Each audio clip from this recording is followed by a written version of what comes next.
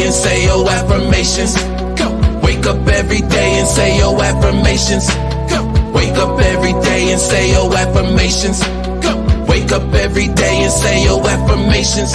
Go. Happiness and kindness is a choice. Wake up. Yes. Yes. Yes. Good evening. Hey. How y'all doing this week? It's been a decent week. Yeah. It's been a long week. It's been a good day. I will say that. It's been a good day. How you doing, brother? Peace, peace, peace. Diamin, you good? Hey, Oh, is everybody live? Yes. I had to apparently I had to reconnect my Facebook. And I still don't see it up.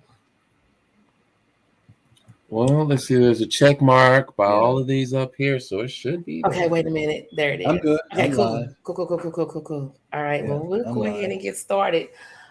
This is things that people don't want to talk about, brought to you by God Level. That will be me. I am a mother. I'm a nurse. I'm an entrepreneur, and I have a podcast. I am everything good. John, you want to go ahead and represent yourself? This is John Skywalker, the Sly Talker, lyricist, spoken word artist, martial artist, personal trainer, lover of life, student of psychology, and father. And I don't know if y'all can see that back there, but that is coming out in October. The Law of Affirmations. That is coming out in October of this year. 5 tracks, just a quickie. All right. So if y'all like positive, conscious, light bringing hip hop, y'all should go look for John Skywalker on your streaming platform device. Salute. King Newborn, you want to go ahead and represent yourself? Peace, peace, peace. This King Newborn. You can follow me on all social media platforms at Newborn Everything. And as always, I am. Salute. Diamin, you want to go ahead and represent yourself? Ashe. I am Sabah Diamin, divine realizer, human optimizer, leader into self-mastery, father of 4, entrepreneur, and always here for service to you. Ashe. Thank you. That was smooth. It was. We want to go ahead and get started. Thank you for that. I appreciate that. I don't know if you all caught our show last week. We talked about triggers.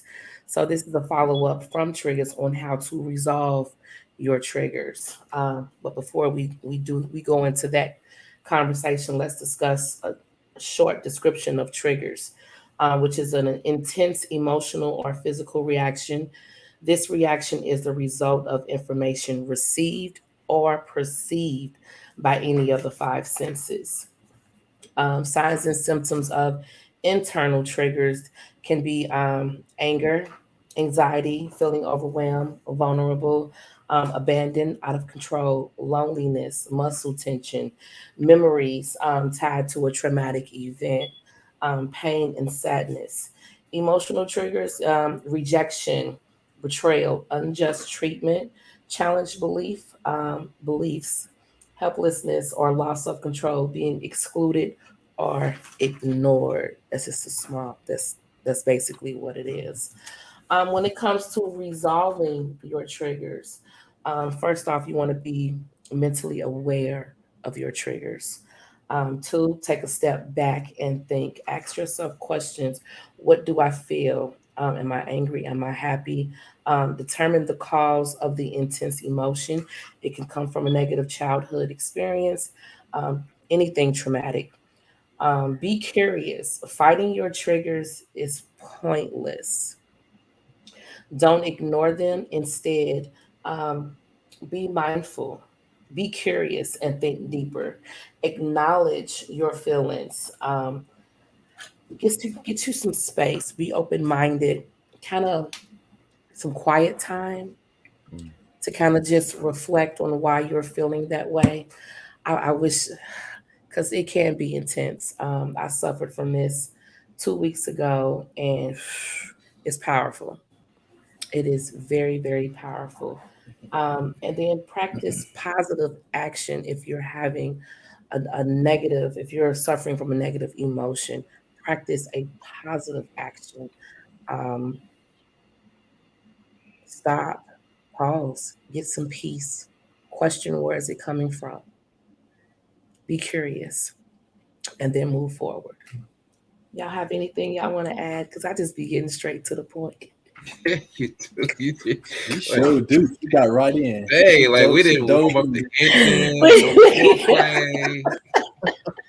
We at the end of the I show. just be getting straight to the point. Well, it is resolving your triggers. I mean, man. Like, maybe I should have just stopped at triggers and explaining, my apologies. The phone lines is open up. If y'all have any suggestions out there on how to resolve your triggers, or when you have a moment, 832-318-6966. We would greatly appreciate it. Do I have anything from my panel right now? Man, I don't even know. Really? That's the first, John.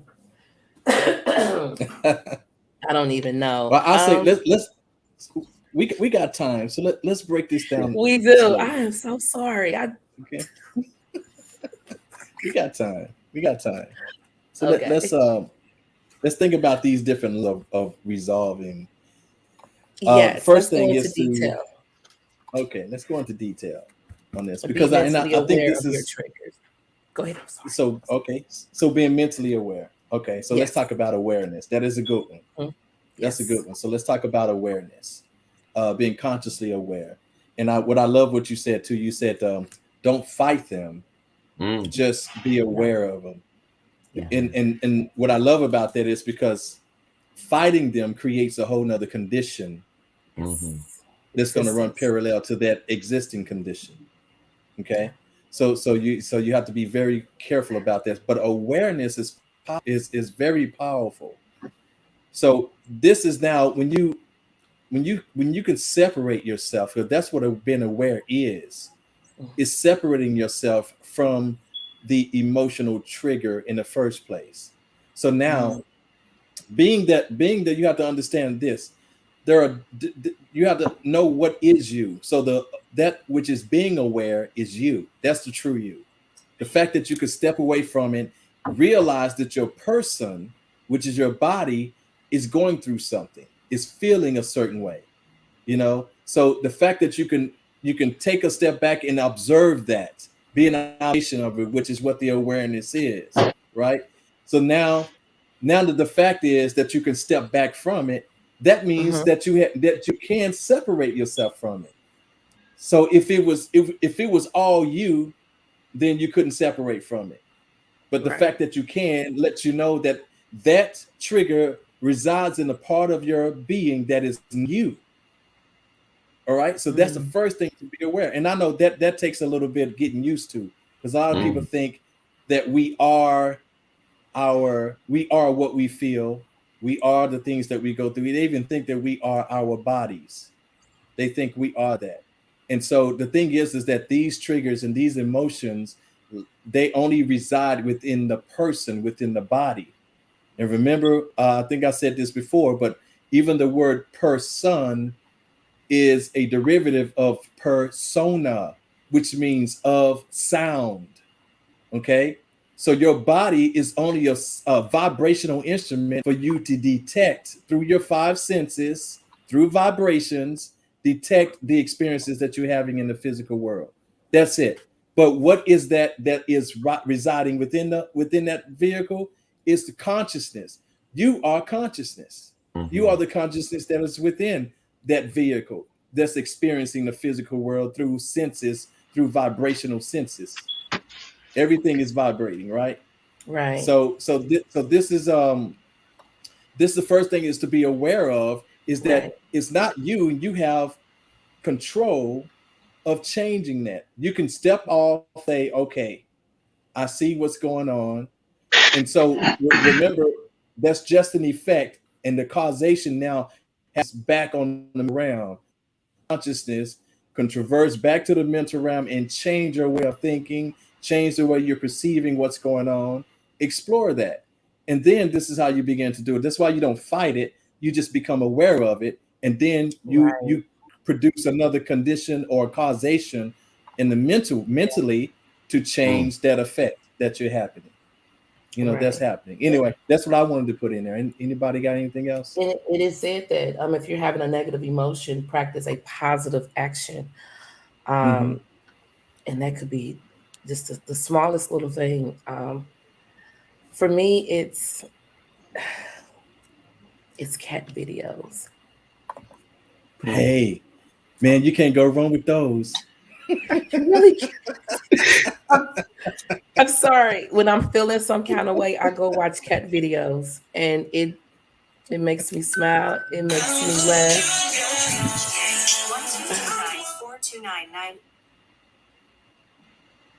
This is God Level. Who am I speaking with? You're speaking with J Love. Hi, J Love. Hey, J Love. How are you this evening? I'm so fine. Okay. I would say a good way to resolve the trigger is, I'm gonna just put this out there. I would say discipline. Discipline. Being able to not react because you know better somewhere. If that makes sense. I can't come in because I'm having some discrepancies with my page or whatever. It's okay. But I'm just putting that out there. Maybe discipline. But period. Okay. So you said discipline in resolving your triggers when you're having an emotional, a strong emotional moment. Is that, what do you do? Walk me through that. When I say discipline, if you react the same way to your trigger, you know the outcome. You know the outcome.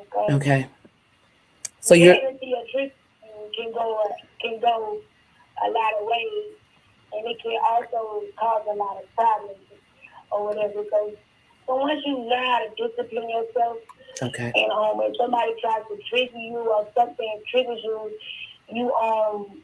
you resist it and you keep from giving it any energy. Okay. So you basically stop, pause, and question the moment. Yes, like, okay, I'm like if something happens, you wanna, like on Deanna just said, take a step back from it or whatever, and just refrain from it, resist it. Because I have a theory. What I use is it's far from what y'all kind of like used to, but I came up with this own little thing where I say I use the R. It sounds kind of like, it may sound like y'all a little bit, but I call it the R insurance. Repent, resist, repeat. Repent, resist, repeat. And I just use that every day, and it keeps me disciplined. And when someone tries to trigger me or anything comes up, I take a step back, deep breath, and I know I can't get out of character because how it's going to affect me, how it's going to make me look, and how others going to view me after I reacted from this trigger that's not even really worth me feeding into. Okay. I like that. If that makes sense. Did that make sense? Stop, pause, question a moment, review. It's like you're taking inventory. It's you're having that conversation with yourself. If I move this way, this is going to happen. If I move that way, this is going to happen. So the best course of action for me to do is to just back up and to do something totally different. I get it. Yeah. Yeah. With that system that I use, it's like no worries, hassle free. Once you do that, you pretty much just like dead in the situation. Mm-hmm. Because a lot of times things burn and act up because you add fuel to the fire, you know? Right. So once you resist something, like, you don't have to receive things. You don't have to receive, like if somebody trying to trigger you, you don't have to receive that. You can resist it. You know that, right? Okay. Or something triggering you, you don't have to sit there and say, okay, that's triggering me. I'm a act out or anything like that. You don't have to receive it. Okay. That's just like somebody jinxing you. You don't have to receive that. You know what I'm saying? Once you resist it, it don't have no power. Right. You know what I mean? So yeah, that's my input. I appreciate your input. Thank you, Jay. You're right. Thank you for calling in, Jay. Hold it down. All right. Salute. Salute. You know, she said something is very important, and really takes somebody of strong level of awareness, self-awareness to pull this off. Yes. She said that you don't have to receive what's going on. You don't have to receive it. So it's just like if I'm trying to give you something you don't want, you don't have to accept it. Absolutely. You know? So, but that takes, like we say, that first step we talked about, which was awareness. It takes an awareness of what's going on. You don't have to accept that. You don't have to receive that. You can turn it down. You know, you can turn it down. So it's a very, very powerful thing she said. You know. So a lot of people receive stuff they don't want. I don't want that. Then let it go. If you don't want it, go. Okay, just like that. But I know it's easier said than done. That's why we're here today. Which is why I also appreciate her using the word discipline here in this context. Because you know, sometimes we get that word kind of misconstrued. I mean, I know that there's context, right? And you know, in culture, you know, a word can mean multiple different things depending on the context. And so some people would look to discipline to mean some form of punishment. But really, it's about holding yourself to a higher standard. It's the corrective action. Right. So I found that kind of that very intriguing that she used that word. I like to I gravitate towards that. I'm in alignment with that, especially as it pertains to the mindfulness action, right? Because when we really consider what's going on here, this is our primitive neural systems taking control. They're hijacking our body language. They're hijacking our facial expressions. They're hijacking our lives for the most part. These are primitive neural systems, you know, the fight or flight, right? So when we're saying we're triggered by something, you know, the alarm is going off and we're reacting in a way that aligns with our emotional wiring. So this trigger is very unique to us, right? Everybody's not going to have the same triggers, right? And so what I perceive as a trigger is not going to be the same as what God level perceives as a trigger, or the same as what anybody would perceive as a trigger. So they may say, why are you acting like that? What's going on? You're overreacting, John, right? But I'm feeling threatened in that moment, right? So my body is going to react. And that's the key word. It's reacting according to the emotional wiring, right? And that trigger primed. It was primed to my emotional makeup, right? So here it is. My limbic system is responding with the full effect of the fight or flight system, right? And it's doing it so fast that my rational mind doesn't have a chance to really assess what's going on. So with the mindfulness aspect, we're slowing it down and just observing. We're just observing what's happening. We're not judging. We're really not even evaluating yet. We're just saying, all right, this is happening. And then we're giving a name to our emotions, right? So here it is, a primitive intelligence that was designed to protect us, you know, and this is something we inherited, you know, from our ancestors, right? This primitive wiring, this intelligence is hijacking us. And yet in the moment, to try to override that, we become mindful. we gain some conscious control, we observe, we say, all right, this is what's happening. And this is, again, presuming that we were incapable of dealing with the situation at hand. And so, of course, it takes repetition, right? It takes repetition for us to overcome this trigger. So we're really just trying to neutralize the severity of it until we just transcend it, right? But there's a lot of neurological wiring that we're up against. And as Diamond had mentioned in the previous conversation, the prefrontal cortex is a very key instrument here in overcoming this. And so this is like the control center. So amygdala is just going into automatic, right? There's an automatic response, but the prefrontal cortex is catching it and saying, all right, let's regulate this. Let's control this. Not this way. Let's try this way. So in order for us to develop a different response, I think it's also fair that we do some sort of like mapping. So you might want to journalize, for example, in order to really identify what's going on. So let's just say, for example, you went through your experience and you feel bad about it, right? You feel guilty, shamed, you're even angry about it. So now comes the question of, all right, do you even know what happened? Can you take inventory of your feelings and your thoughts, capture that down on paper and say, okay, this is what the cycle was like. This is what happened. I had this thought, this feeling, which led to these behaviors, which led to these habits, which led to these people reacting like this. Okay, I have that mapped out now. Can I figure out where it came from? Can I figure out what the source of this trigger was? Right? That can be helpful in helping you understand the trigger. Why is this a trigger and not this? Why is it firecrackers and it's not the smell?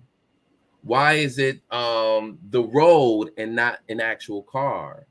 Why is it a man or a black man and not a black woman? You start to dig deeper in understanding your triggers, and once there comes understanding, from there you can strategize. You can say, all right, what should I have done? What could I have done better?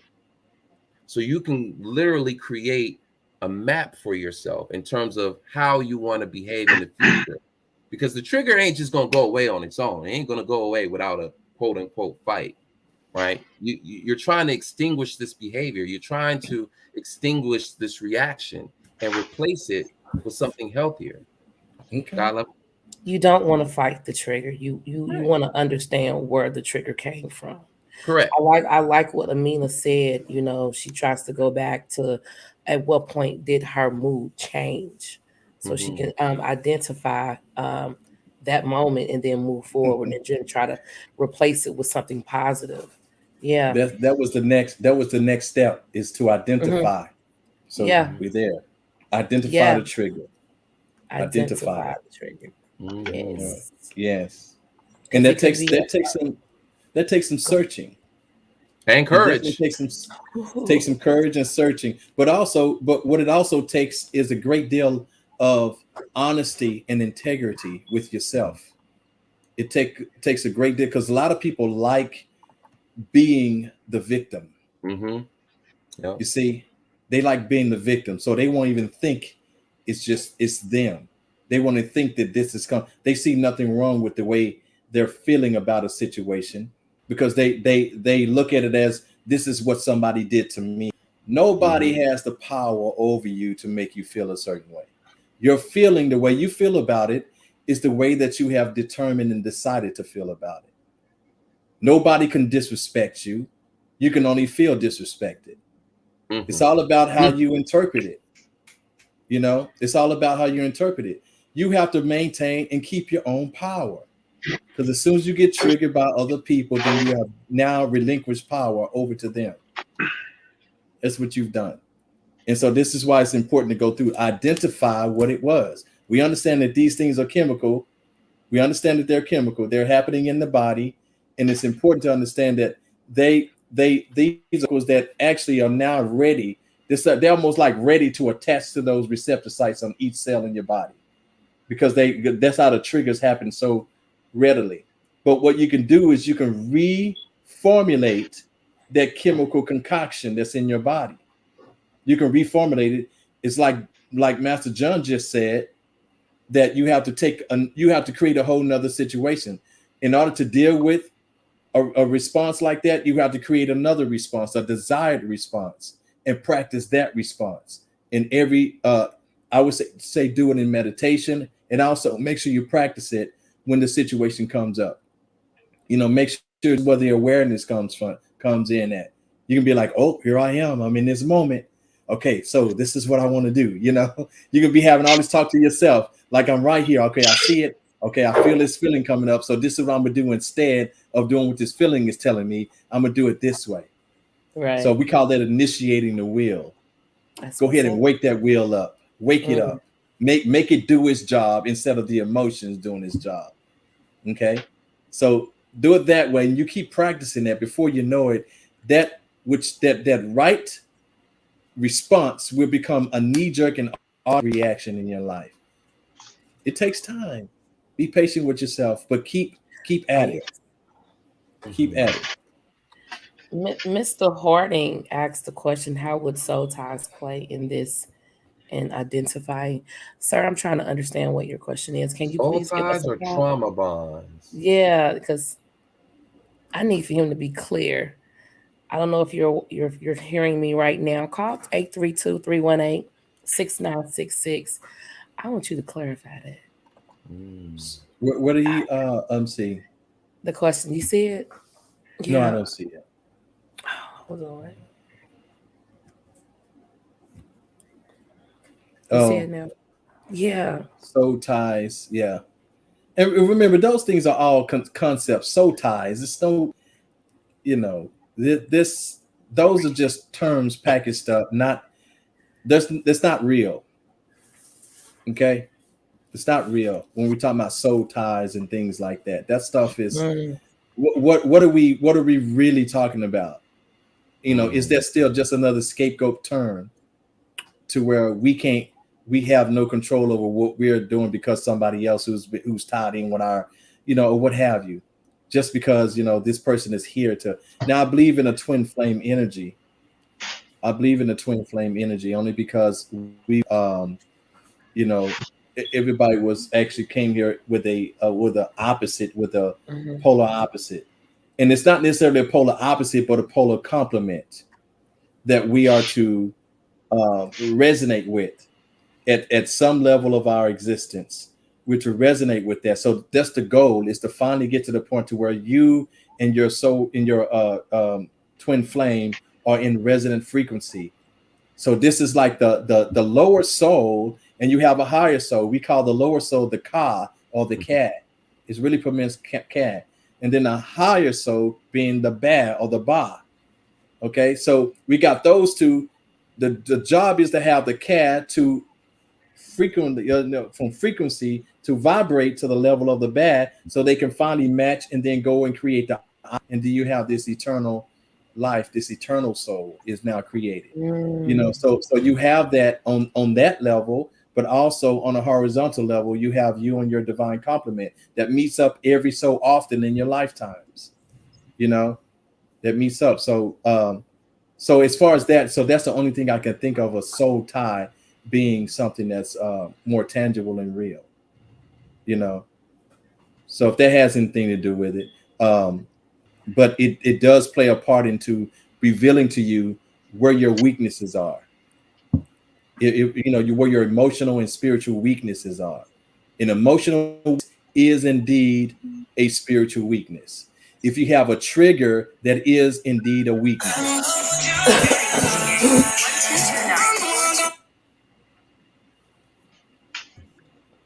This is God Level. Who am I speaking with? This is J-Love. I'm so sorry, babe. I have to call in because I can't come in. Now, soul ties. For me, soul ties is like a bunch of crutch. It's like your soul is not tied to anyone.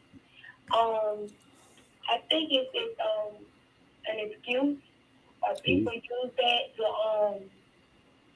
it's really not good to call it soul ties anyway, because it gives it a more attraction because you go and you say stuff, oh, it's a soul tie, and then it's an excuse to stick together because a soul is something very teasing. So when you say the soul tie, I think that's a bunch of crotch, and I wish that term probably didn't exist because the soul tie, your soul is not tied. It's just an excuse to not get rid of something that you probably don't need, or it's like maybe a very, very high attraction. But I think soul ties is crap. Okay. Yeah, all right. Thank you, love. Thank you, love. I wish, what's his name? Bayani? Bayani means bone. Yeah, I wish you took out. Listen, yeah, it's call or really text. Okay. Yeah. Oh yeah, by any means. Okay, gotcha. Oh, by any means. Okay. Oh, nice. Okay. Yeah. So we look forward to hearing from you, King, at some point, whenever you can, because I would love to know what that is, know exactly what that is or what have you. So yeah, but either way it goes, listen, the only truth is your divine self. That's the only truth. Everything else is a falsehood, is what you're trying to overcome. You're trying to put all these things into perspective, to get back to that truth, get back to the fact that you are unlimited, the fact that you are peaceful by nature. These are the truths that you're trying to get back to. Anything that's expressed not of those, then you're dealing in a level, in a realm of distraction, discord, and disinformation. Doesn't make it any less real though. Another, I don't know if anyone's heard of the book Letting Go. You can also use that when you're having a trigger. John sent me that book years ago, and it teaches you not to fight what you're feeling, but to feel what you're feeling. Do not give what you're feeling a name. Just allow for it to come up and come out and to release it. That's it. Mm-hmm. If you have to cry, but do not. But that's with letting go. Over here, resolving your triggers, they actually want you to name it. But when letting go, it tells you not to name it. Don't think about what it is. Just feel it, acknowledge it, then let it go. Just let it, because they're basically saying that we have stored trauma within us that tends to come up and come out. And when it does come up, we tend to try to give it a name. Well, why am I feeling like this? Or what is going on? Maybe it's this, maybe it's that. No, maybe it's something that happened a long time ago that you never dealt with that's actually coming up to be acknowledged. And you don't try to push it down. You just be in that moment. That feeling is just asking for acknowledgement before being released. So it's a really good book. So let's talk about that, because I've also seen books that tell you to but later I figured what they were talking about. But it seemed at first that they were saying for you to embrace what you're, to embrace it, embrace the trigger, embrace the feeling that comes up, and things like that. Which of course for me, I have a problem with that. Okay. As a teacher of self-mastery myself, that's not to me, that's not the way of self-mastery. See, there are people out here that teach you how to cope with it. We don't cope. You don't want to cope with it. Okay, coping is you don't want to have to deal with it, because coping just means you're only suppressing it. That means that you're not trying to transcend it. See, this is why it's important to understand these levels of eradication. If you want to eradicate it, you're going to have to transcend it. You got to replace it with another idea, with another paradigm. So this is why this is why it is important to identify it. And you don't have to like name it. Oh, this is like some people do. Oh, that's I call her Lucy, because when she comes up, it's Lucy. That part of me is called Lucy. If that's what you meant by naming it. But I know I've had clients that actually say that, like, Yeah, so when Lucy comes out and blah, so what they've done was they've made space and room for that in their life instead of trying to transcend it. But what they don't realize is every time Lucy comes up, then there is another part of their life that they jeopardize. And so the whole reason why they're coming to see me is because of all the many times that they jeopardize other relationships because of Lucy, or situations, jobs, opportunities, and these things because Lucy keeps showing up. So whether they tend to cope with it rather than transcend it. So I'm like, you need to kick Lucy out. Okay, you need to kick her out.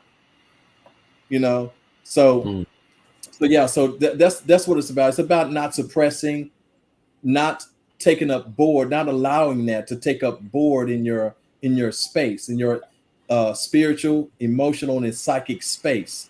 You need to get rid of it because again, it is not your nature.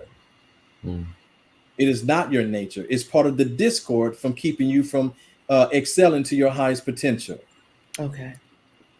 And it's a weight.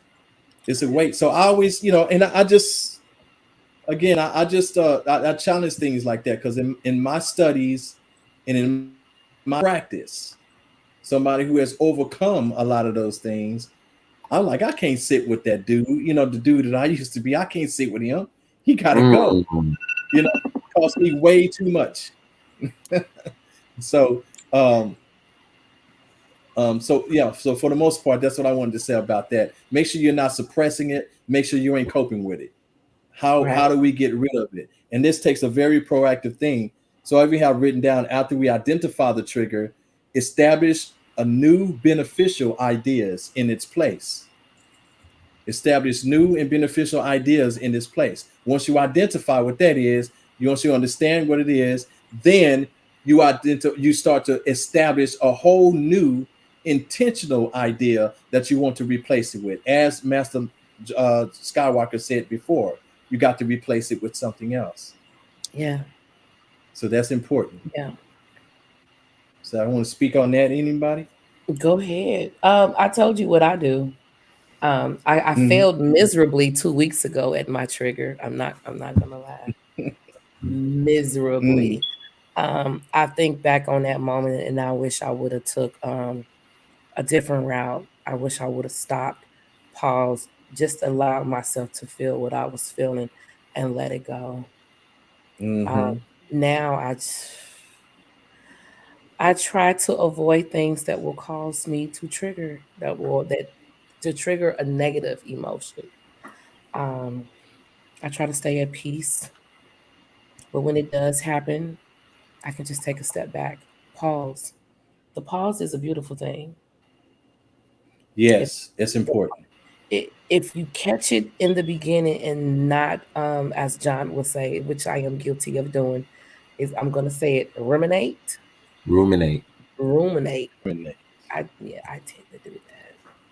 A lot of women do. A lot of women do. He said it. I did. A lot of women do. To be fair, I hardly ever hear guys. Ruminate. Yeah, we don't. I tend to ruminate over things. So yeah, practicing the pause is. I'm a little nervous because if it happens again, if I get triggered again, I don't want the same outcome. I want it to be the different outcome. I really. I think an even relevant question in this that we can also ask in order to properly give treatment to these triggers is asking that question of, have I been triggered? You may have performed this whole slew of behaviors, these malicious behaviors or these erratic behaviors, right? But you may not know why you did it. So this kind of goes back in alignment with being mindful, right? So, all right, this happened. Was I triggered? Right? It should come back to that. And then, all right, I've been triggered. And then there should be a plan to resolve this. Okay. Yep, I've been triggered. Because sometimes what ends up happening is you've been triggered and then it keeps going. It's not just I've been triggered, and then I react, and then that's it. That's final. It can keep going sometimes. So I think that's a worthy question. Or thank you, have I been Amina. triggered? Right. And Amina, you yes, have been dropping to answer jewels. Amina's question, she said, so the best way to manage your triggers is to acknowledge that they are actually objective things that we are giving power to, but we have the power to stop being so subjective and reclaim our power. So actually what you want to be is subjective, not objective. And what I mean by that is that your true self is a subjective construct. It is subjective, but I know what you mean by subjective. It is Okay. mean opinionated and so forth and things like that. Yeah, So in a way, interpretation of events. yeah. So, but it's only subconscious, and it's only our subjective selves instead of our objective selves that we find our true selves. And but you are absolutely right, Amina. See it as a physical thing that we are actually giving power to, these objective things that we're giving power to. But I think the most powerful thing that we can do, the absolute most powerful thing that I've done, is I've determined for myself what is it that I want. What is it, how I want to present and how I want to express. How is it that I want to be towards people? And I never let somebody else decide that for me, no matter what moment it is. No matter what moment. They can, as much as I love my mother, my Aunt Carew, rest in peace, Mom. But even if they say something foul about my mother, if I decided that I'm going to be loving and compassionate towards this person, their action is not going to change my decision. You understand? Now that's a hard thing to do. That's a very hard thing to do, because that means you got to keep loving them. You got to keep showing them compassion despite their actions towards you, despite their transgressions towards you. Can you be that level of a person? Can you be that level of a person? But when you make a decision, see, I stand on being true to myself. And in this world, you have to teach people how to treat you, right? And so you do that by being consistent way. So, but in order to be consistent, you have to already decided how you're going to be, and you never let nothing else decide anything other than that. So no matter what it is, so this is what I had to do, because I already tried it the other way, wanting to make beautiful and powerful relationships, but I was slapping folks, turning them off, and doing all this other. I'm like, wait a minute, that's not what I meant to do. See, they made me change my mind in a moment. That's where I saw me being weak, because I changed my mind in a moment. So this is so it's important to understand that, and this is why that next step is about initiate an implementation of the new idea. So once you establish that new idea, you initiate an implementation of it. And I have the 4 D's down: devotion, determination, discipline, and dedication to that. That makes you solid on it. I use those D's too when I'm training when I'm training my clients. It is devotion to the implementation of that idea, being determined to consistently express that new idea, being disciplined to become an expression of that idea, and being dedicated to making sure that everything that you do is dedicated to that idea, every bit of energy that you expend in life. And never ever let nobody ever make a decision for you when it comes to you being you and expressing you. Only you got control over you. Right. That's it. John, you want to add anything to that? I think we covered it, like literally. But I do want to talk about this one right here, this banner right here, keeping an open mind. So triggers can take on different forms, and a lot of the times they also take on behaviors and energies in our social interactions. So let's just say, for example, I feel disrespected whenever you talk over me, or I feel less of a man when you look at me this way, or when you do these things right here, right? So triggering behaviors can just be an interpretation of what somebody else is doing, right? But sometimes we take those behaviors so personally.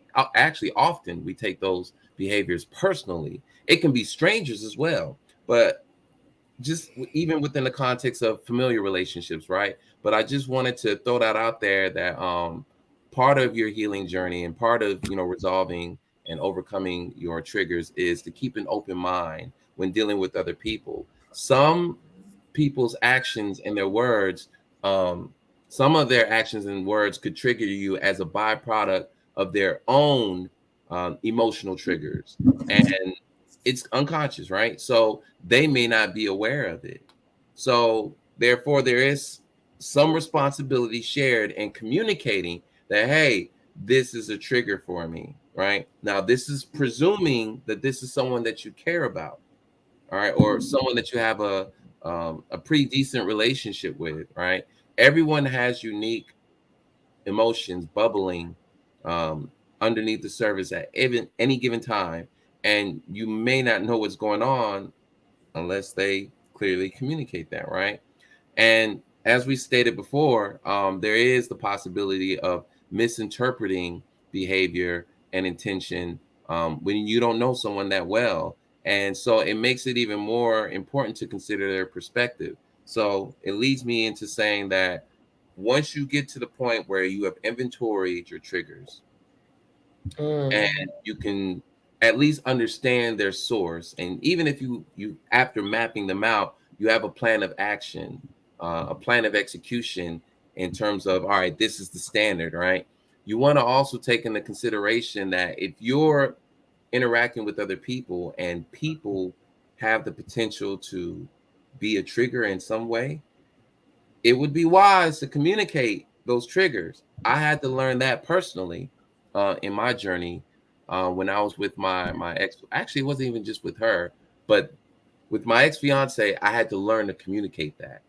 Before her, I did not know to communicate that. I just assumed, all right, if they don't get it, I'm just gonna go over here in my shell and I'm just gonna be by myself and I'm just gonna ghost them for a little while, not realizing that, all right, I need to confront this and I need to be clear about why I'm moving like this, because they're looking at me like, okay, something's wrong with John. He's not acting in his higher self. He's behaving selfishly or erratically, right? So that takes courage in terms of communicating them to people you care about. Because if certain individuals are aware of your triggers, narcissists, if they're aware of your triggers, they will use them against you. Oh, that's right. They sure will. That's right? a show. So yeah. So I also wanted to add, when you're communicating, it's healthy to use I statements, because it means that you're taking responsibility, you're taking ownership. I'd rather say responsibility. I don't like that word ownership. You're taking responsibility for your interpretation, your emotions, your thoughts, your triggers, right? And you're saying, all right, this is what I am dealing with. I feel frustrated when you take my things without asking and then you don't return them. I feel triggered about that, right? So that's you calmly stating it versus yelling, where the did you put my tape? Where's my Xbox? Where's my shoes? Where's my, and just, cussing and going on a rampage. Why did you make this grade instead of this grade? So finding and rehearsing, right? Finding the behaviors, the ideal behaviors, the standard, and then rehearsing them sometimes. It might seem weird at first, but life is a rehearsal. We're always rehearsing for the next phase, for the next thing, right? Habits, rehearsing habits, right? So just to conclude that, definitely be aware of that intention, that if you need to connect to somebody and you have triggers that influence social situations, it would be ideal to communicate.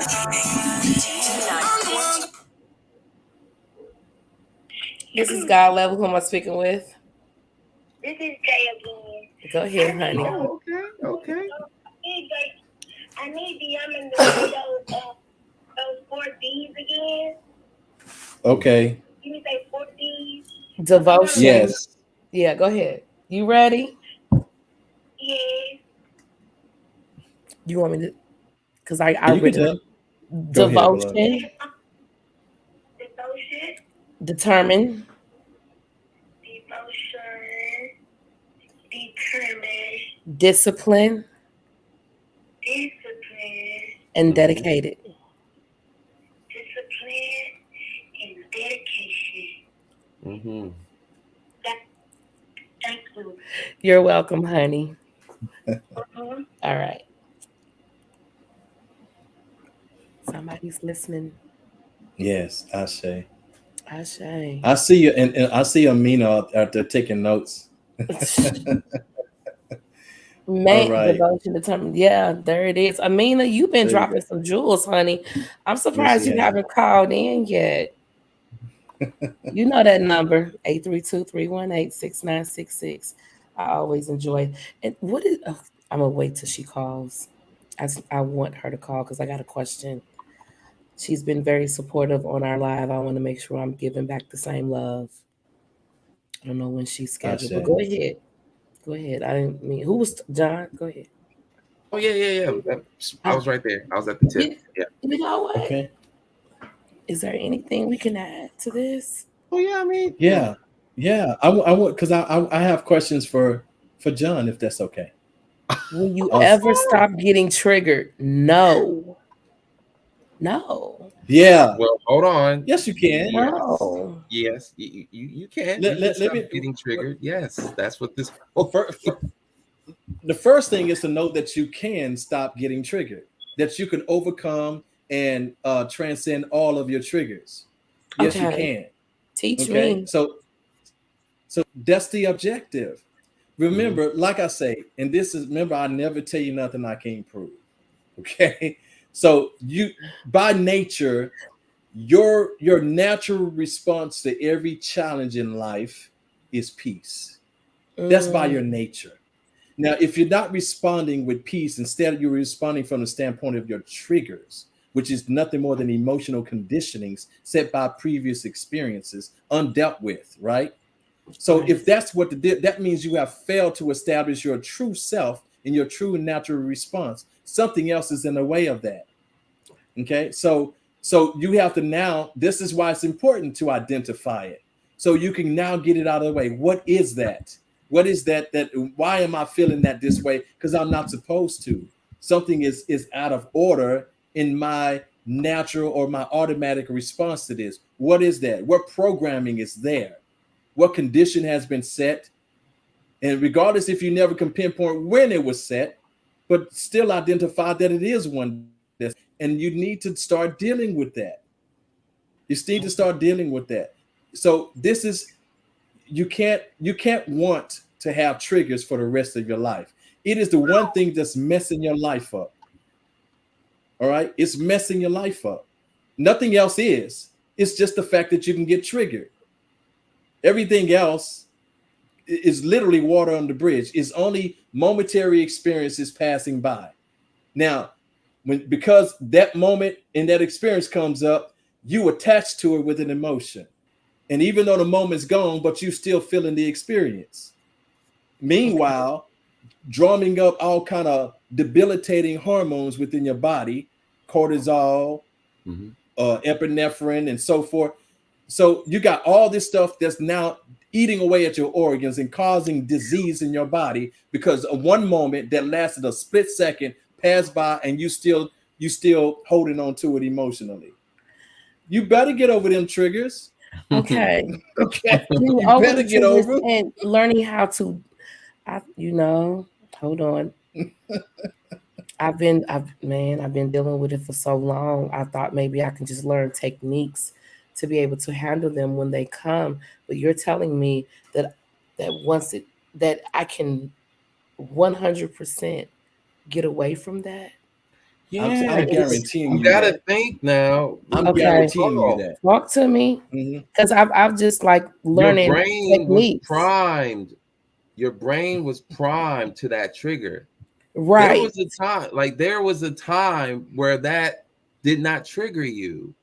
Yes.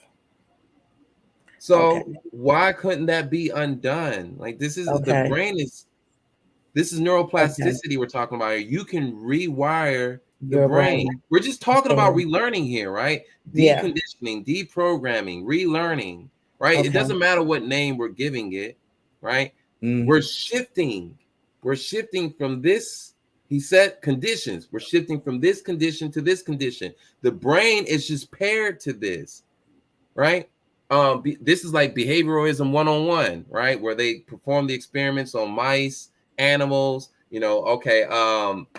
What is the one where you ring a bell, the dog gets food, right? And then after a while, you don't even need the food there. You can just ring the bell. Dog is gonna start salivating, right? You are primed for that trigger, and every time it comes, you're basically reinforcing the fact that that trigger has control over you, that it can always hijack you. So you're not saying no, you're not saying stop. You're saying come on in. Go ahead and get you want the driver's seat, master? You want the driver's seat? I'll sure sit in the back, let you take me wherever you want to go. Right. So if you can get primed to a trigger, Right. you can get unprimed. You can separate, detach from that. Now you can be met with the same stimulus, right? The trigger, when we're saying trigger, it's just a stimulus, but it's just how much power, influence does it have over you? and who makes that decision? I do. Who makes that decision? But here it is again. It is an unconscious decision. You're not making this decision consciously, because if you were, you would be like, nope. Jordan Peele, nope. Not today. We're not doing this today. What is he? Sugar is a huge example. Where is brother? Where are you at? I know you need, because you don't be trying to escape. Don't be trying to escape. Sit up and text it up. Sugar is what? Where are you at? Did you get it working? What's going on? Right. You charge that laptop. Man, we miss you over here. Sugar is a huge example. You know what? You can call in, brother. Oh. You can always use the phone line, brother. 832-318-6966. Go ahead and call in. Explain that one, please. Go ahead. Yeah, I've overcome some of my triggers. I've overcome a lot of my triggers. One of them that still kind of remains is yelling. And I'm still working with that one. Yelling. Yelling so from me, but that's a response. So you being yelled at. So you being yelled at, is that what you mean? It's both. It's me yelling and being yelled at. It's both. Yeah. So that's why I was, I was saying that one last is a response. So now when you're yelling, when it happens, it really just depends. It really just depends. So that's why I'm very mindful if I'm getting ready to yell. Like speaking loud, okay, that's different. But when I say yelling, we're talking about it's up here and it's right. So vomiting words. Oof. Yeah. I've never seen John upset. I've never seen you upset, sir. What? You haven't seen me upset? Dang, Solomon said the same thing. I can generally already tell when you're not in the mood to talk. So it's a certain look you have, and I see that look. I be like, all right, I'll holler at you in a couple of days. Yeah, but I transitioned from that. It used to be there. That used to be a behavior, yelling, right? And recognizing, I don't want to do this anymore. I don't like how it makes me feel. I don't agree with the outcome, the consequence. It's not rewarding. It's not fruitful. There has to be another way. So this is me examining, doing the after action review, examining what just transpired. Okay, I believe in myself. I believe in my autonomy. I believe in my self-determination to change any aspect of me that does not align with my higher self. I believe that. It took me a while to really grasp that concept. So it's all right, cool. I don't like yelling. I had to do a lot of work in terms of, all right, let me first minimize the yelling in myself. Let me first just move. Okay, I'm gonna neutralize that. Then how do I react, or how do I respond? How do I deal with other people yelling? Right? It's not perfect yet, but it's a practice. Okay. Right. Hence, that's why I like the 4Ds, because there is discipline involved. Corrective action isn't just a one shot, one kill. No. Right. So in order to neutralize, terminate, exterminate this bad behavior, this undesired behavior, this response, this reaction, whenever it comes up, you got to observe it first, and then you got to understand what you're dealing with, and then you say, nope, I'm not going to do that. I'm going to do this instead. But sometimes you're not ready. Everybody's different. Everybody's process is a little bit different. Sometimes you're not ready to exhibit the desired behavior yet. Sometimes you just need to deal with the undesired behavior first. Sometimes you need to deal with just the trigger and how you're reacting first before you can move on and say, okay, cool. I have this down packed now. This is solid. All right. It's not mastered, but it's efficient enough. I'm proficient in this area to move on to this. Now I can practice and rehearse this when this happens. And then, of course, you're evaluating each situation. And yeah, you're going to slip up sometimes, but self-compassion. Right. Please have compassion for yourself. Ooh. So also, you mind if we do a little bit of science? Y'all mind that? Just for a little bit. Yes, I want. That's right up John's alley. Go ahead. You know what? Brother did this on purpose. You know what? Where's brother? Because he was supposed to do his spoken word tonight. Yeah, that's what I was saying. He trying to he got to make it back. It's okay. He still got what 30 minutes. 45 minutes. So he might be coming right in, just start spitting right when they come in. I got something just in case. I always got something on the back burner just in case. But let's get into this science though, brother. Where we at? Come on. All right. So y'all have seen this before, because I explained it to you in a meeting on the master's class, right? So let me share my screen real quick, just so we can see what we're talking about here.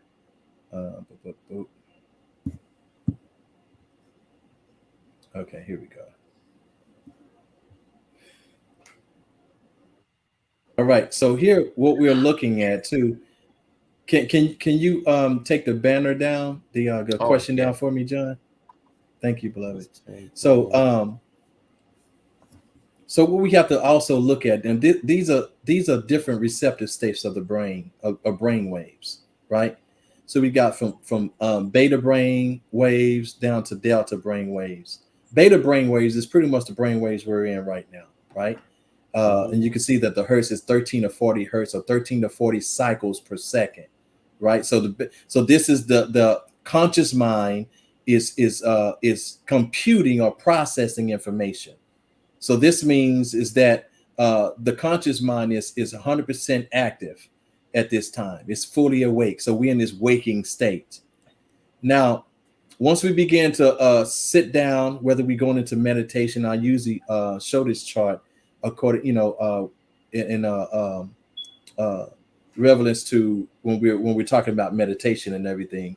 But we go into like just a relaxation mode, and we go into that alpha brain waves, and you can see the brain waves there start to slow down, 7 to 13 cycles per second, right? So it's crunching less, because it's what it's doing. It's starting to cut off things that are that's not relevant to the moment, you see. And then so as the conscious mind begin to now go more into a subdued state, the receptive part of your brain becomes more awake, which is the subconscious, okay? The highly receptive part of it. So then after we get down at the lower end of that alpha. Now we're going into the theta brain waves. Theta brain waves is that state that's between the sleep and wake cycles. So it's at this point too that therapists get you to this brain wave state to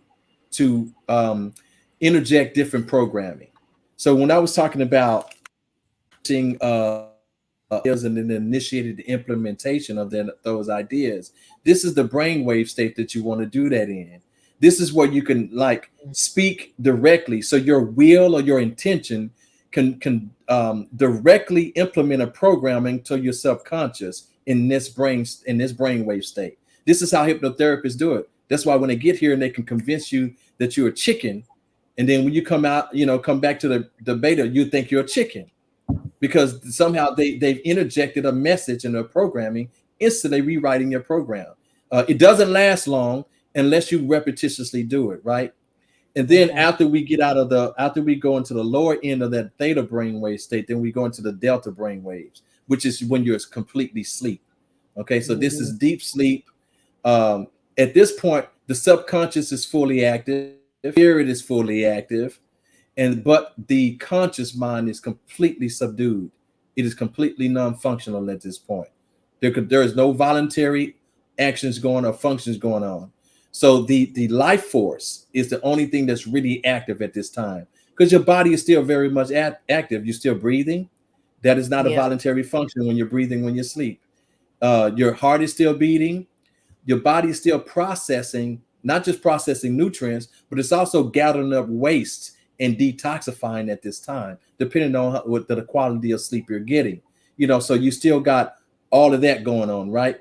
Now, the reason why I brought this up is because there's another brainwave state that we have to talk about, and that's going to be the gamma brainwave state. Now, the gamma brainwaves have the highest frequency among all the brainwaves, so they even higher frequency than the beta, right? But they are associated with high levels of thought and focus. They could have different effects depending on their levels in your brain. So if your brain produces high levels of gamma waves, you tend to be happy and more receptive. But let's talk about this receptivity, because you can be thrown into a gamma brainwave state by an incident. So normally, if something pisses you off or something scares you in a moment or something excites you in a moment, you go instantly into a gamma brainwave state, and things can be completely rewritten at that time. So when you get into these moments, these experiences that are causing heightened emotional responses, it's in that time that your brain go to the gamma state. And now, because you're receptive at that point, there's a program being written at that time. You see? And now the thing about it being written, remember, it's being written upon the subconscious. So now it's become the root and the foundation of how you're going to be responding to things. What I'm telling, birth of triggers. This is the birth. This is what gives birth to those triggers. So at that point, whatever has happened is now rewriting that program on your subconscious. And then when you come back down to the beta brainwave state, that program has already been written. And now it becomes a solidified trigger. It becomes a trigger at that point. So the key for you to undo it is to take yourself into the theta brainwave state through meditation, purposely. But remember, with that new idea, you got to be purposeful and intentional with this new idea. Write it down. I'll be teaching people how to make meditation scripts here in November. So we'll be doing a meditation mastery class, so I can show you exactly how to do this. This stuff is not only is it fundamental, but it is extremely powerful. Okay, and you can do this. I encourage everybody to practice meditation. So what you do is, meditation is nothing more than releasing yourself from the objective realm, a world, and going completely subjective. That's why I was saying, Amina, about being subjective. In this way, you're going completely subjective because you're without objective reality. In other words, you're not even been influenced by objective reality at all at this point. So all you got left is you, the true you, right? So then we want to make sure that at that point we have a script that we're going to program our subconscious with, replacing those old paradigms that cause the triggers. You see? So that's what you're going to bring into the theta state with you and chant that over and over, and you're going to add an emotion with it, which is going to really solidify it, because that's what got the trigger there in the first place, right? The emotion.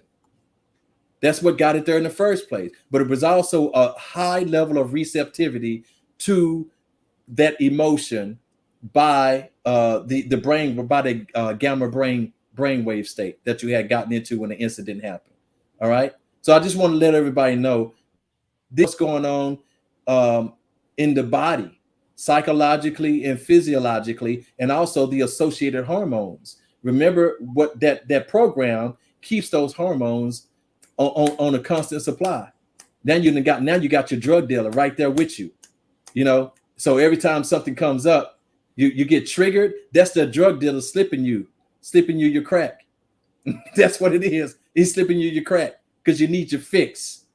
You need your fix. All right. So it's time to get rid of that drug dealer. All right. So anyway, I just wanted to point that out. How do I stop? Oh, here we go. Yeah, she asked a question too. That's for you. Yes. Okay. So during the delta state, is it possible that your body is at a state of rest, recess, or like autopilot state? Yes, a physical repair. Exactly, because you are more operating in the mental, spiritual state. So your consciousness has gone to that mental and spiritual state, but the physical body is still here doing physical things. Okay, so that life force, that part of your body that is automatic. This is part of your automated nervous system that is still the autonomic. Yeah. Yes, the autonomic. Everything's involuntary. Exactly. This is your sympathetic and parasympathetic nervous system, right? So now this is the part of it that's going to automatically take over. So remember, when we go into fight or flight, that's part of your parasympathetic nervous system as well, because it's part of your programming. Mm-hmm. It's part of the basic programming that's there, you know. So the thing about it is that when you do that, but there's this influx of hormones and stuff like that. That's a natural thing when you truly feel that you are in the face of a threat, a real true threat. You want your body to in a way because it protects you from imminent harm. But the problem is when that becomes chronic, when it goes past it, and humans, we tend to take it past that moment for weeks and months and years, still responding to that event that is no longer existing, but we still have the hormone concoction that is still bombarding our bodies, you know, from that one. So we've got to get rid of that. That moment don't exist, so its effects should not exist at all. Right. You see what I'm saying?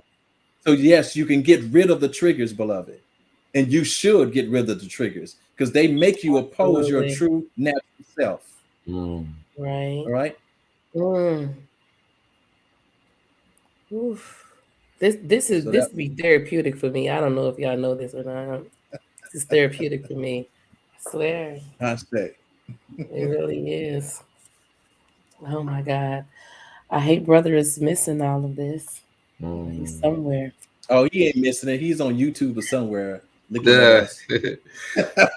Operating in the shadows. Yeah. I'm still here.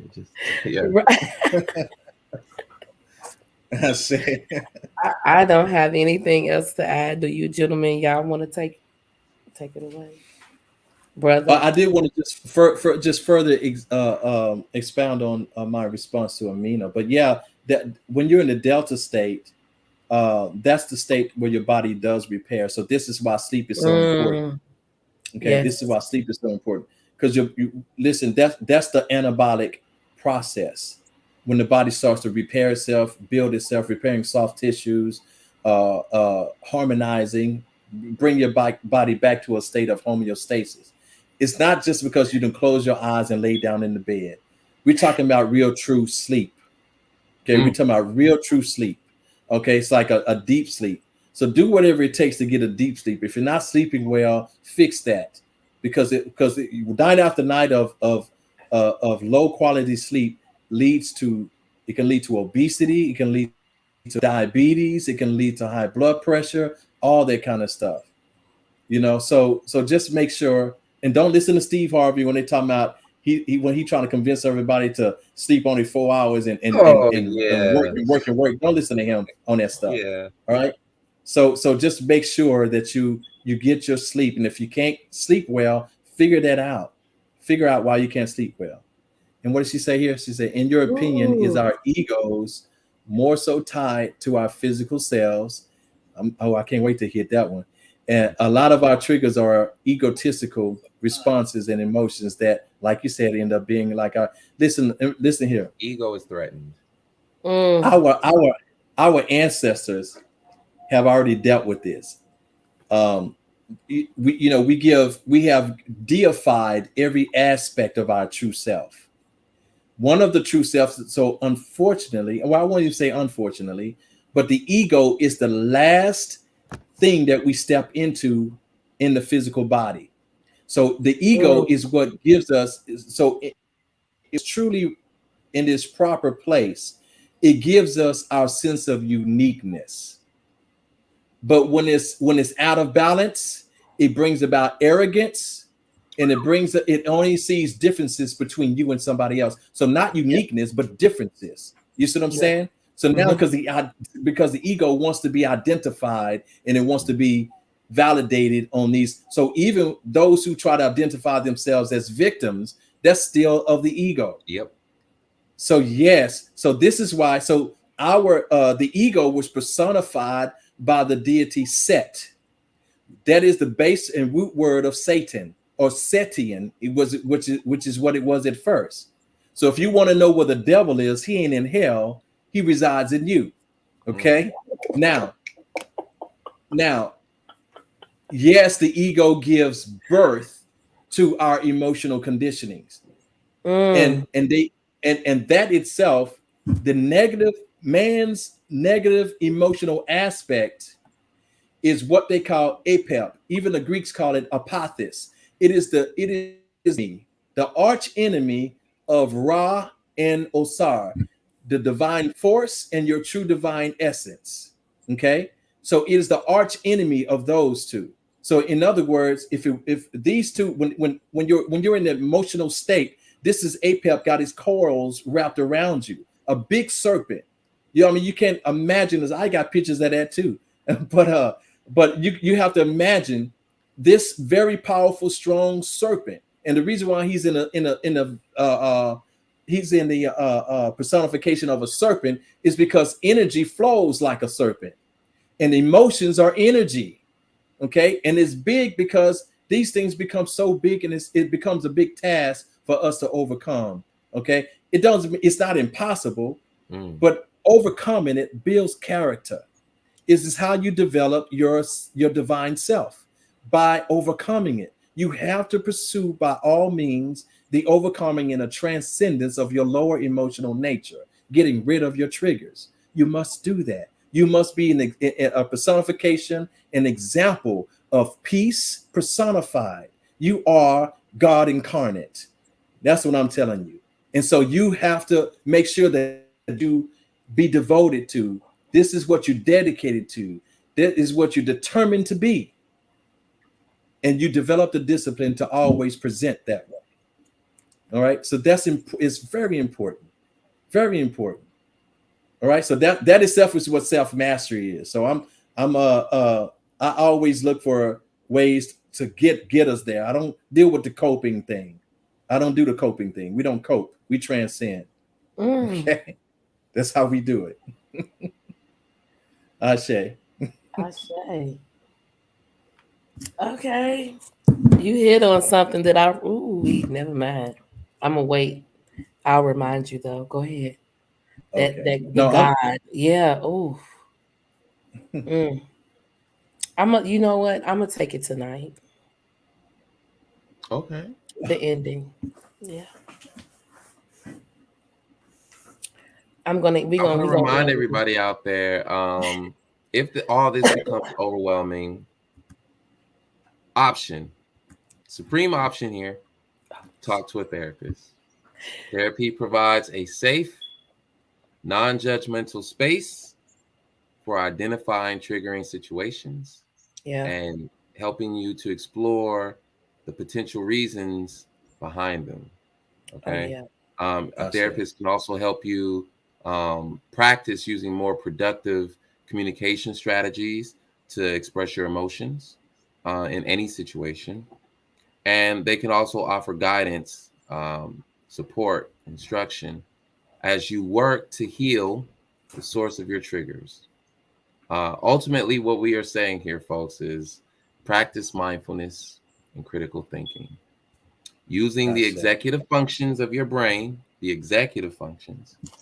to override the emotional response, which is housed in your limbic system. And I want to repeat what I said last week. Empathy is key to honoring people's triggers. Empathy is key to honoring people's triggers. It's all right. Hey, I ain't got that trigger, but I understand. That's what's up. Understanding. Thank you for saying that, John. Thank you for saying you have to have that.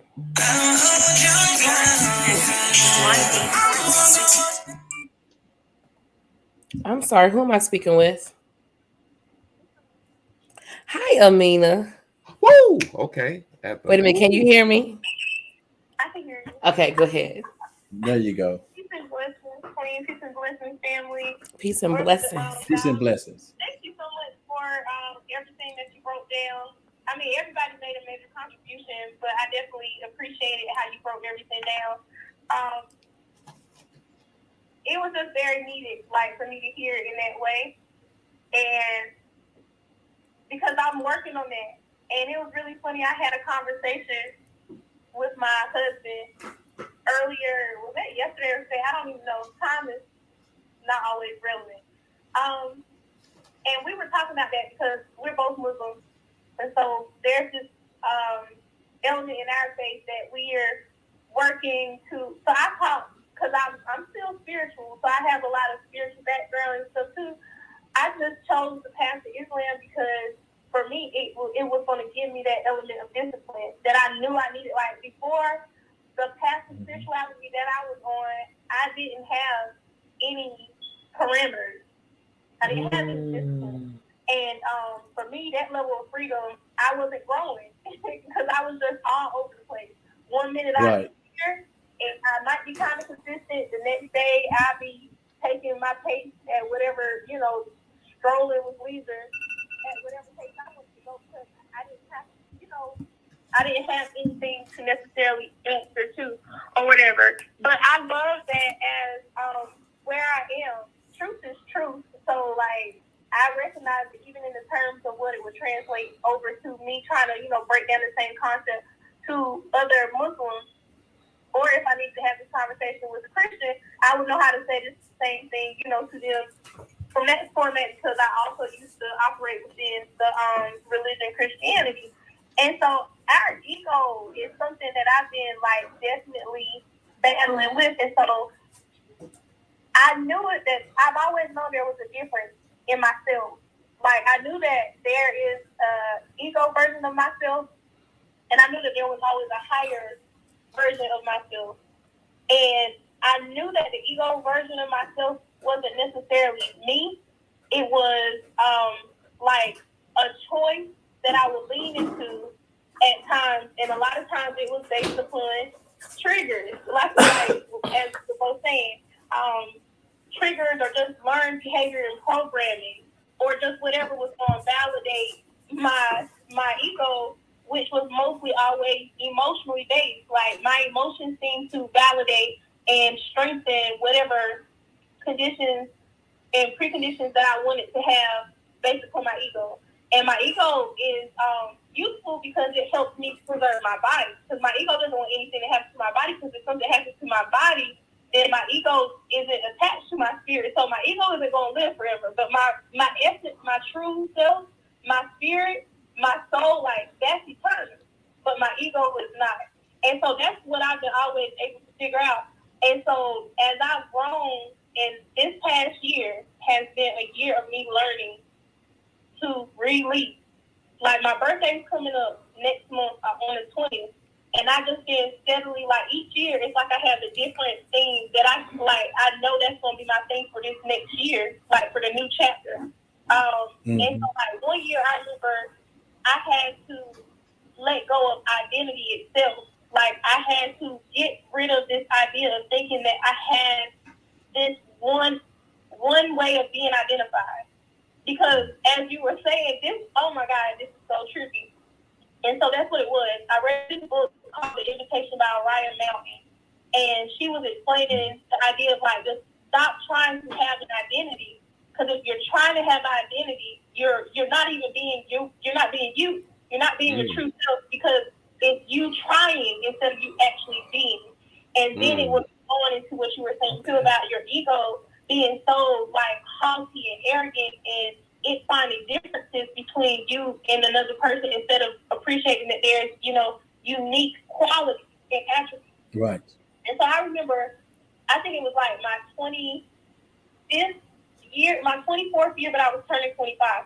I was struggling so much with my identity. I had found myself, I was observing myself, and I was starting to catch myself being, at times, insecure in myself, not because of who I was, but because I was certain that other people also share similar qualities as me. And it was just because of my ego. Yeah, it was literally because of my ego. Like, it made me feel off-put. My ego made me feel off-put about being able to see the similarities that other people had, because I took it personal and made it seem like they were trying to be me. They were trying to be like me. They were trying to be me. And this is just me being honest, because I've grown beyond that. I can be honest about this. Like, I really was struggling with that. I had, like, such issues of insecurity. So I had a trigger. And the trigger was anytime I saw a particular person doing the same things that I had, like, done, or that people were starting to recognize and attribute to me, I would feel triggered, and then I would no longer want to be around that person, because my ego was triggered, and I felt like the narcissist within me was like, oh, they trying to be me. Right. Stuff like, oh, only I can be me. And then I wanted to try to call this person out on them trying to be me. But in reality, I wasn't even being me. I was being my ego. My ego Come on now. I self-realized that me is me. Like, me is not the roles that I play down here on this earth in this realm of duality. Like, me is a unique, like, I can't even fully explain. It's a unique combination of attributes that is not solely based upon when I was born or who I was born to and my DNA and all those things help to contribute towards me. But even when my physical is no longer relevant for me to be, when I'm able to share my physical vessel, like, I'm going to still be me, and I'm still going to be unique, and nobody else can be me. And I don't have to be threatened by anybody else being them when they overlap the same qualities that I have too. And so I'm no longer triggered by that. In fact, now when I see somebody else being themselves, and it also looks a lot like what the same qualities that I have, I now can appreciate them. Because I'm not dwelling and living through my ego. My ego's not driving the boat. Right. And I'm so grateful to have gotten to that point. So, like, answer that question about, are we always supposed to be triggered? Like you said, no, we can transcend. And I'm so happy that y'all had the show and that it worked through everything, like, because how we first got on this was through the generational traumas, and then talking about, parents taking their traumas out on their children, and then traumas come from, they cause triggers. After you've been traumatized, you're going to be triggered, and then us get torn. And just the way y'all have worked towards this point is very powerful. All of the people who have to be on, I hope they can make it to go back and watch this later, because this is critical and pivotal to our ascension. whatever anybody's beliefs are, I kid you not, you're not going to get to the level that you want to be, to the realm that you're going to be on, post this physical realm. You're not going to get to the place that you want to be if you don't ascend, if we don't shed, if we don't overcome these triggers and transcend from them. And so last week you said that triggers were limitations. And when we think about God, we know that God is infinite and God is limitless. So there's no way for us to get to the same realm where God is, whether you call that heaven or Jannah, paradise, you know what I'm saying, whatever it is that you call it, you're not going to be able to operate with Him, with God, with, you know, the all, if you don't get past triggers. God don't get triggered.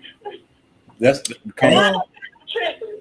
So in order for us to get to that realm, we have to get rid of our triggers too.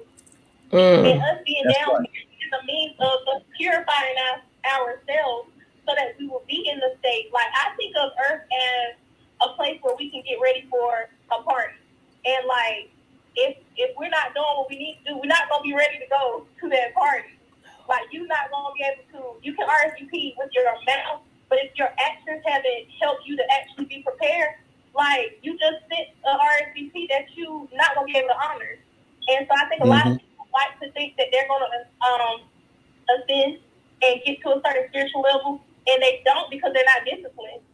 And so, or because they let their egos drive the boat and they stay in this realm of petty, low vibrational thinking. So I'm very grateful for everything that y'all have put, because it has solidified what I need. Like, I know, but I needed to hear it again to have me encouraged to keep fighting the good fight and keep working towards ascension so that I can be where it is that I'm supposed to be. Like, with this world, because I don't believe this world will continue forever. So I'm trying to be where I want to be. And what you said earlier was so amazing about just knowing. Hold on, it just slipped my mind. It was what I commented.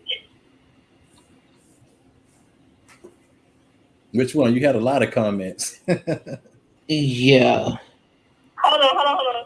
Oh, in order to be consistent, you have to already decide who you are going to be. Yeah. And don't let people make you change your mind or yourself in the moment.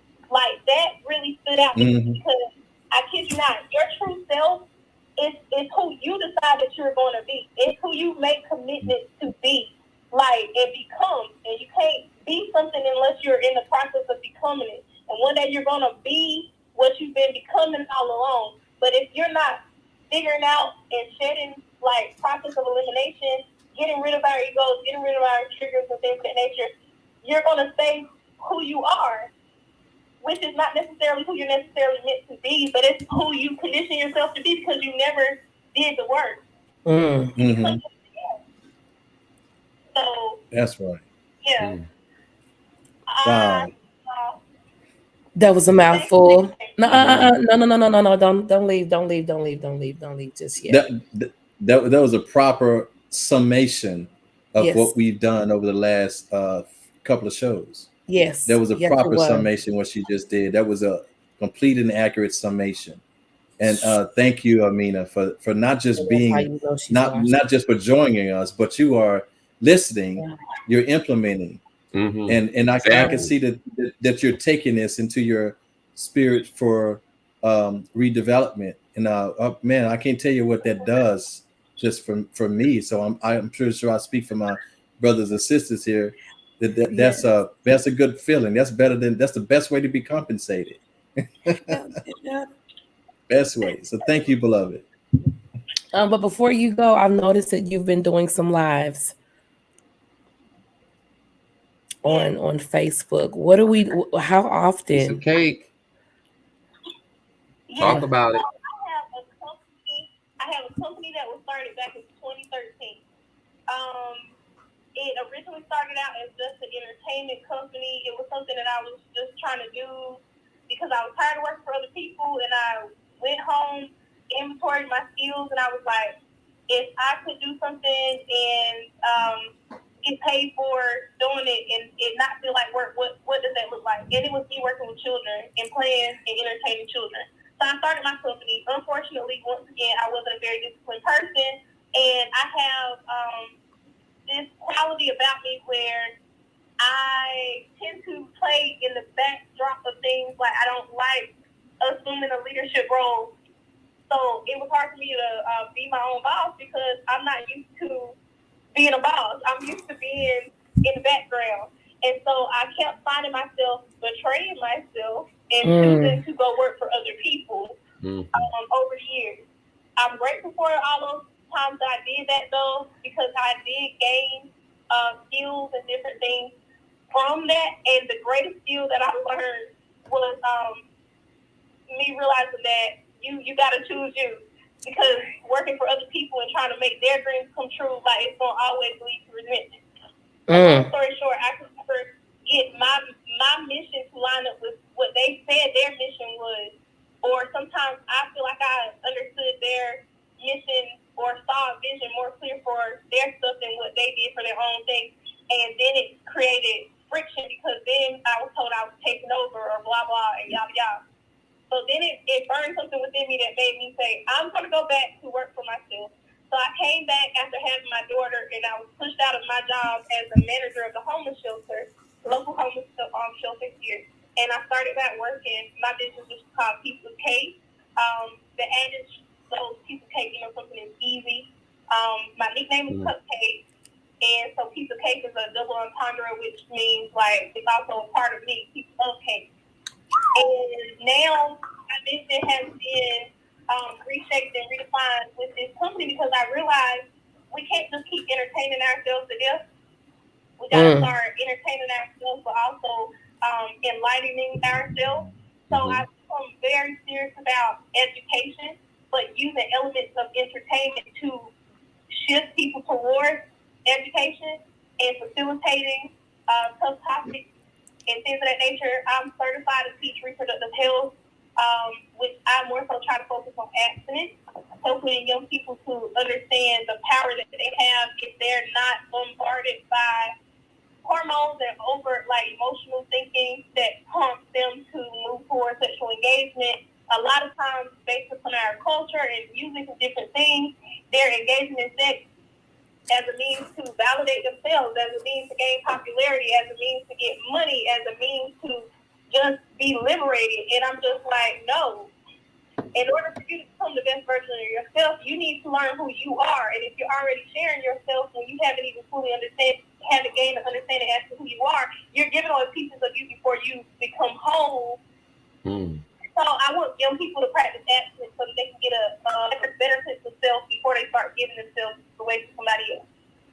So that's what I've been working on. That's really the goal of one of my projects with Piece of Cake Conversations. But I don't only talk about abstinence. We talk about different things. Last month's topic was self-love. So that's what I've been seeing. Piece of Cake. I started it back in September of 2021, but I was not consistent. And honestly, I feel like after watching y'all for a couple months, it has towards realizing, like, I can do this. It's not too hard. Yes. And so it has shaped me and encouraged me in a way to become more consistent and disciplined with the task that God has given to me, with the thing that I know that the contribution that I know that I'm supposed to be making here in this realm. That's what it's entertainment, it's education, it's empowerment. How do I support? So we have 2 pages on Facebook. We have Piece of Cake Conversations. Right now, the schedule for the Piece of Cake Conversations is the first and third Thursdays of each month at 8:30. Okay. And then the first and third, she said? Yeah, the first and third of Thursday. I'm sorry. I didn't mean to cut you off. You said the first and the third Thursday of each month. Okay. At 8:30. Oh, absolutely. Okay. Is that Eastern? That's Eastern, right? That's Eastern. Yes, Eastern time. Okay, and it's on your piece of cake. It's a Facebook page. It's a page.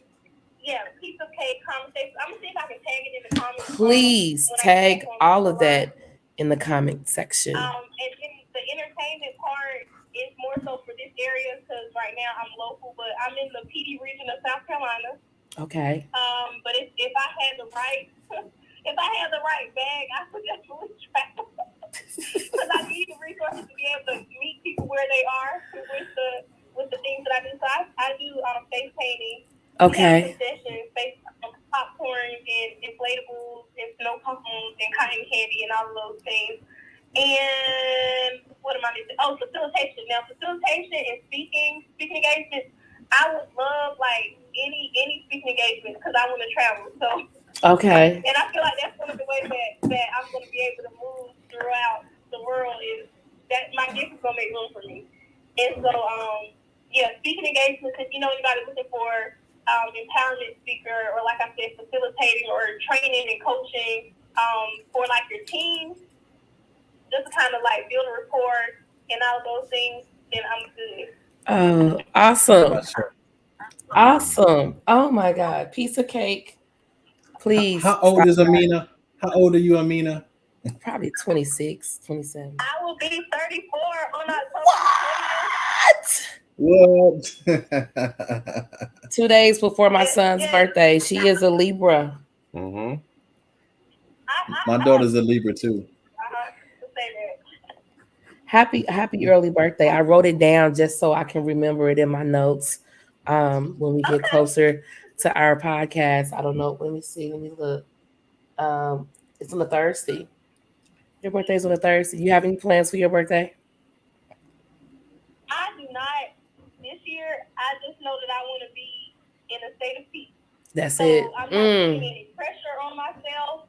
And in terms of like trying to plan anything, I'm going to go with the flow.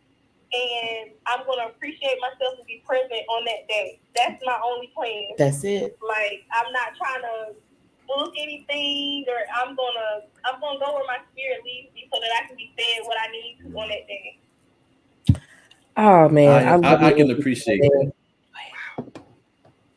I love it. I can appreciate that. Go ahead. Powerful energy. Thank you. Do y'all have anything y'all want to ask Amina before she?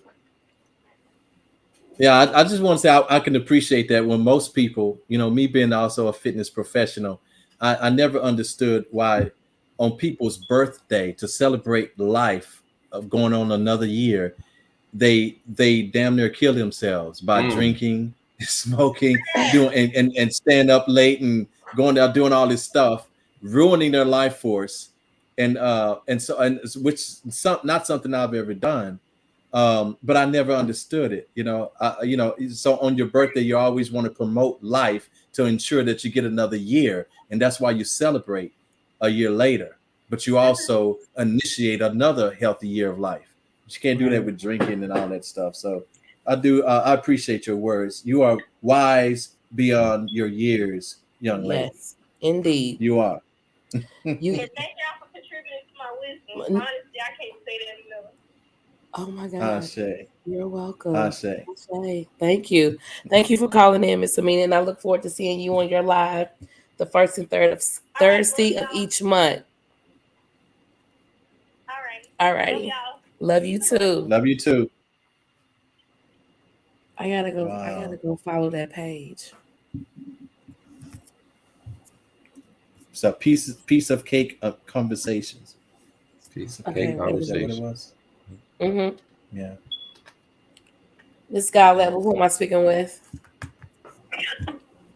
J-Love. Hi, sweetie. Jay. Correction, anointed Jay Praise. Oh, they pray. I don't see I always thought having an ego was a good thing. However, you do have to be able to, humble yourself at times. But what's wrong with being proud of yourself?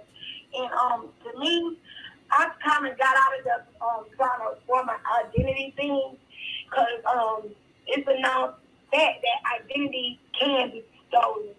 Because I've had times where it seems like someone is like mimicking you and stuff like that. So identities can be stolen. So I really don't see no wrong with having a big ego. It's just like, what's wrong with feeling important? What's wrong with that? No one's. There's something wrong with feeling important. Well, Yeah, cause like no, like Beyonce used to say, I got a big ego. Like I always thought that was like super positive, you know? Because when somebody has been through trauma, depression, and all that stuff, so if they finally start having stuff that make their ego bigger, I mean, salute to them because they deserve that, you know what I mean? And I just want to shout out Amina. Happy early birthday. You're so pretty. I love your pictures. But yeah, y'all take care. And I think y'all sum it up, but yeah. All right. I want to address that too. Let me address Hold that. on. Go ahead, brother. Go ahead. So I want to say she's not wrong, but it's also not completely right. So the thing about it is, it's not about getting rid of the ego. That's not something you can do, but you have to reassign the contents of the ego. How is the ego identifying itself? What source is the identity coming from? Is it coming from the human self? In other words, in emotional conditionings, or is it going to be influenced by your divine self-image? You know, so either way it goes, the way it presents our presentation is the ego. All right. So that is our identity. But how are you identifying yourself? Now, if you're identifying yourself from a divine standpoint, you will never say, I have a big ego.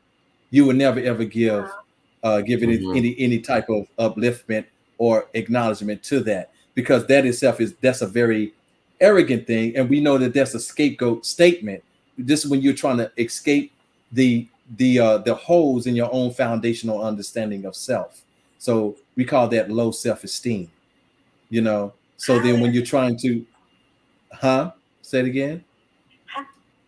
I was just like speaking on that because I'm a humble being. I'm very, very humble, and that's where I'm at. That's what I do day to day. I'm just a humble being, and I will say that I'm improving in life, and I don't get into the ego things or the super big identity. I just be myself and take it a day at a time. But I do have teachers, and I thrive off their egos, to be really, really honest. But anyhow, I appreciate the devotion, determined, discipline, dedication. I'm really, really gonna apply that vigorously. I say. Yeah, but I'm humble, but I look up to my teachers. So if they have big egos and all this super huge identity, then so be it. But right now, I'm just a humble being, you know. I hate the terminology, but I'm just a squirrel trying to get a nut. You dig what I'm saying? Yes. Yes, we do. Yeah, and what she meant by that was. Yeah. All right. Thank you so much. Thank you so much, J-Love. We love you. Thank you. Already. Love you. Yes. Love you, J-Love. I say. Wow. Love it, love it, love it. Thank you. I just want to say, just say thank you to everybody who contributed, everybody who listened. You really make this a very powerful thing for us. You get the purpose. There is nothing better than seeing that your purpose, that you're here, is actually being utilized and accentuated by it's a gift. So thank you for allowing us to serve you. All of you, Amina, J-Love, Love Shine, even by any means Bowman, who might have gotten in trouble at work. But it's so good. Thank you for sticking with us and finding us that intrigued, even at the expense of that. So yes, I said Love Shine. Oh yeah. Yes. Okay. And Love Shine. Okay. Absolutely. Thanks for sharing it. I know by any means shared it on his page. So we did have a couple of new people that came in. And King Newborn, I don't know where he at. He probably just gave up. He was He fighting. just didn't forget it. They got they got it. That's right up his Now the alley. technology defeated him. Look. The technology defeated him. Yeah. And man, That's you all win. good. That's all Oh, good. We ain't letting man. him off the hook next week though. You got to No, come because with that. it was supposed to be his week to speak. Mm-hmm. All right. You know, I'll take it for him. You got us. I All got right. y'all tonight. Just let me know if when y'all want me to get started. It's on you. It's when you're ready. I already said my goodbyes to everybody and my appreciation. Yeah, it's on you. All right. Let me take a little sip, you know. Please be advised. I use the word shit a lot in this. All right. All right. Man, I got to write some hot shit. Last week, Diamond came through and killed that shit. Now, don't get me wrong. My brother John, he be on that shit. And my brother King Newborn, well, he just new to this shit. So when it's my turn, I can't be about that love shit. I already did that shit. This week, I'm not even on that shit. I need that fire shit because brother had me over here thinking about some shit. He was on that ghetto hood violence, you know, that never gets solved type shit. Taking me back to my childhood and remembering that shit. Father, mother, uncles, DEA kicking in the door type shit. Because they heard we were selling that crack shit. Sleeping on the floor at night because some bullets was flying through the house type shit. Watching my family fight over turf to sell that shit that became the shit, turn the neighborhoods into shit. Just to ride up and down the street like, yeah, nigga, we the shit.